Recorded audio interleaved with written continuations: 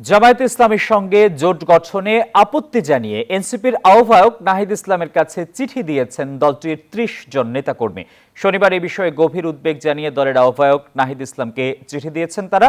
চিঠিতে বলা হয়েছে, জুলাই গণঅভ্যুত্থানের পর বিগত ১ বছর ধরে জামায়াতে ইসলামী ও তাদের ছাত্র সংগঠন ছাত্র শিবিরের বিভাজনমূলক রাজনৈতিক কর্মকাণ্ডের সমালোচনা করেছেন তারা। বিভিন্ন ইস্যুতে আপত্তি থাকায় তাদের সাথে জোট গঠন কিছুতেই মেনে নেবেন না বলে জানিয়েছেন নেতারা। আমাদের মধ্যে আপত্তি জানিয়েছেন, তার মধ্যে ২-৩ জন হয়তো পদত্যাগ করবেন, সবাই পদত্যাগ করবেন বলেও আমরা জানি না। আমাদের এই সিদ্ধান্ত গ্রহণ প্রক্রিয়াটি অত্যন্ত ডেমোক্রেটিক ভাবে নেওয়া হয়েছে।